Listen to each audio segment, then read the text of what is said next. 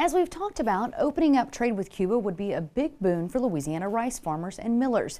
Because the island nation is so close to Louisiana, it would draw more rice through our ports, which could prompt farmers to plant more rice. As TWILA'S Neil Melancon shows us, rice farmers could use a break in the markets right now, as well as a break from the rain during this harvest. There's still a lot of rice left to harvest in Tommy Fry's fields in Acadia Parish. He's ready to go, and so it's time to fire up the combine.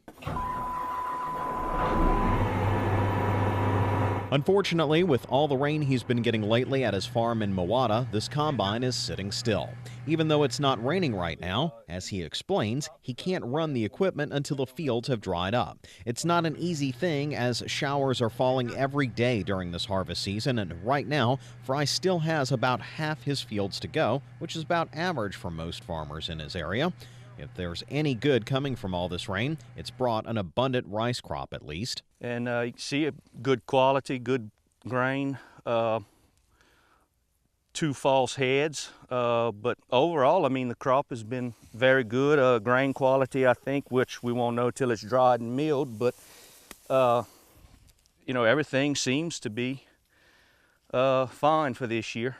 When Fry and other farmers bring their rice in, they're looking at flat market values, according to Mark Tall at the Louisiana Farm Bureau Marketing Office in nearby Crowley. I think the price so far has been somewhat fair given the conditions that we're looking at. We have a lot of things to contend with, such as the economy and other things that play a big part of this. One of those big things is the world market stage. Disappointing sales into other countries has put a damper on prices in recent years.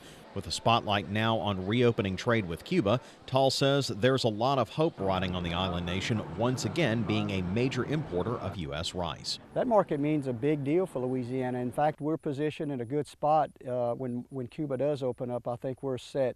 We're ready to go. For now, Fry is looking to the future, not just because he's waiting for fields to dry out, but because of his ratoon or second crop. Fry, like most farmers, makes his profit from the regrowth of rice, which is why it's so important not to leave ruts in wet fields. We just don't cut it, reflood it, and put fertilizer on it and forget about it. I mean, we baby it just like that was babied.